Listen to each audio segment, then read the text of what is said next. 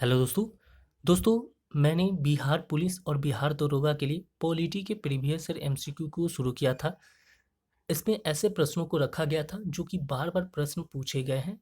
उन्हीं प्रश्नों को यहाँ पे शामिल किया गया है, जिससे कि आपके आगामी एग्ज़ाम्स में आने की संभावना इन सभी प्रश्नों की बहुत बन जाती है। ठीक है दोस्तों? तो आप इस वीडियो को पूरा देखिएगा, बहुत छोटा वीडियो है, जिससे कि आपको बहुत ही हेल्पफुल मिले इस वीडियो से। ठीक है? दोस्तों, आप इस चैनल पे नए हैं तो चैनल को सब्सक्राइब जरूर कर लीजिएगा, जिससे कि आने वाली हर एक वीडियो आपके पास पहुंचती जाए। दोस्तों, कमेंट करके ये भी बताइएगा कि आप किस एग्जाम की तैयारी कर रहे हैं, आपको किस टॉपिक पे वीडियो चाहिए, कौन से सब्जेक्ट से वीडियो चाहिए, ताकि मैं उस वीडियो को बना सकूं। ठीक है दोस्तों, चलिए शुरू करते हैं। चलिए दोस्तों, बात करते हैं सबसे पहले प्रश्न की। तो सबसे पहला प्रश्न रहा, ये प्रश्न में आपसे पूछा गया है, भारत में संविधान का संरचनात्मक ढांचा किस देश से लिया गया है। भारत में जो संविधान का संरचनात्मक जो ढांचा है वो किस देश से लिया गया है, ये आपसे पूछा गया है। तो कौन से देश से लिया गया है? संयुक्त राज्य अमेरिका, जिसको हम बोलते हैं यूएसए, यानी संयुक्त राज्य अमेरिका से लिया गया है। ठीक है दोस्तों। दोस्तों, अगला प्रश्न है, ये प्रश्न में पूछा गया, संविधान का कौन सा भाग मौलिक अधिकारों से संबंधित है। संविधान का कौन सा भाग मौलिक अधिकारों से संबंधित है? तो भाग 3।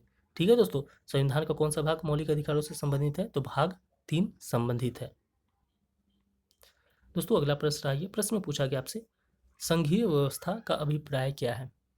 संघीय व्यवस्था का अभिप्राय क्या है, यानी संघीय व्यवस्था का मतलब क्या है?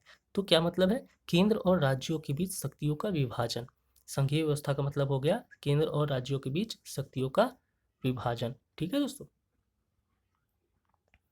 चलिए दोस्तों, बात करते हैं, अगला प्रश्न आइए, प्रश्न में क्या पूछा गया, देखिए प्रश्न है कि भारत के किस संविधान संशोधन द्वारा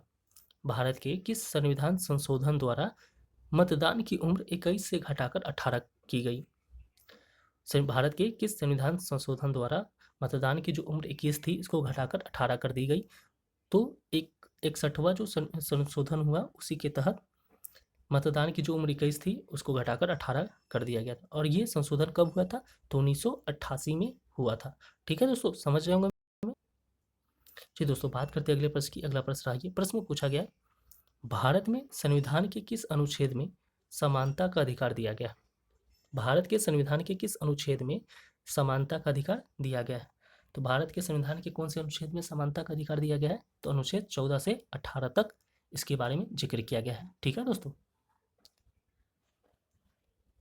चलिए दोस्तों, बात करते हैं अगले प्रश्न की। अगला प्रश्न रहा, इस प्रश्न में आपसे पूछा गया है, राष्ट्रपति को सलाह देने वाला मुख्य निकाय कौन है। राष्ट्रपति को सलाह देने वाला मुख्य निकाय कौन है? राष्ट्रपति को सलाह कौन दे सकता है? तो प्रधानमंत्री और मंत्रिपरिषद। ठीक है दोस्तों, कौन दे सकता है? तो प्रधानमंत्री और मंत्रिपरिषद। दोस्तों, अगला प्रश्न है, ये प्रश्न पूछा गया आपसे, संविधान में कौन सी नीति गांधीवादी सिद्धांतों पर आधारित है। संविधान में कौन सी नीति गांधीवादी सिद्धांतों पर आधारित है?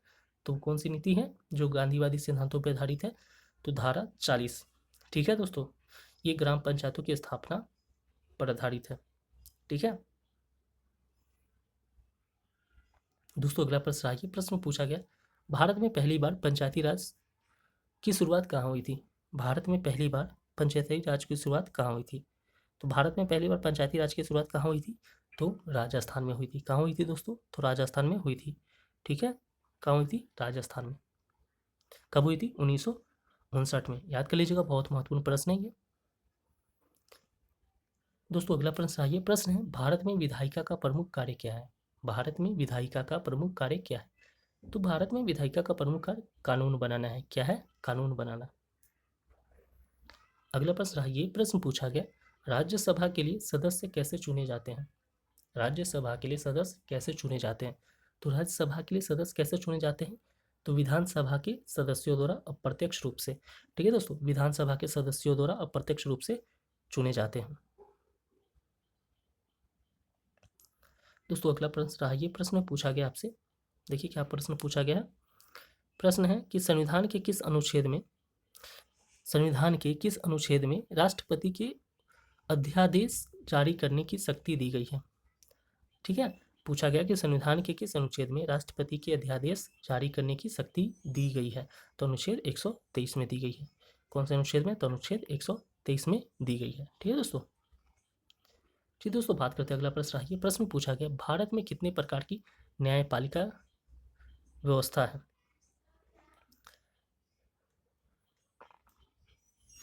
अब एक चीज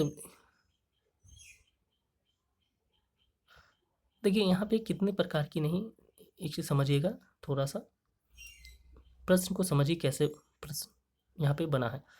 पूछा गया कि भारत में कितनी प्रकार की न्यायपालिका व्यवस्था है, या फिर ऐसे कह सकते हैं भारत में कैसी न्यायपालिका व्यवस्था है। ठीक है, न्यायपालिका प्रणाली है। तो भारत में एकीकृत प्रणाली है। न्यायपालिका की कैसी प्रणाली है? तो एकीकृत प्रणाली है। ठीक है, यहाँ पे टाइपिंग में थोड़ा सा क्वेश्चन में एरर है, ज़्यादा कुछ नहीं है। हालांकि मैंने समझा दिया बोल के कि भारत में न्यायपालिका की एकीकृत प्रणाली है। ठीक है दोस्तों, ऐसे याद कर लीजिएगा।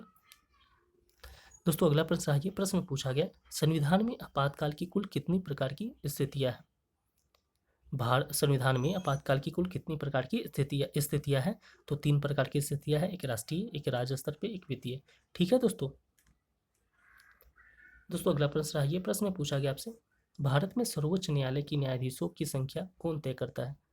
भारत में सर्वोच्च न्यायालय के न्यायाधीशों की संख्या कौन तय करता है?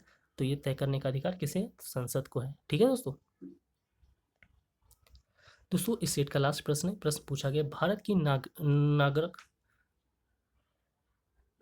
नागरिक होगा। भारत की नागरिक सेवाएं संविधान के किस भाग में वर्णित है? भारत की नागरिक सेवाएं संविधान के किस भाग में वर्णित है? तो भाग 14 में वर्णित है। कौन से भाग में? तो भाग 14 में वर्णित है। ठीक है दोस्तों आशा करता हूँ ये वीडियो आपको अच्छा लगा। अच्छा लगता है कम से कम लाइक सब्सक्राइब जरूर कर लीजिएगा। चलिए दोस्तों, मिलते हैं अगली वीडियो में, तब तक के लिए धन्यवाद।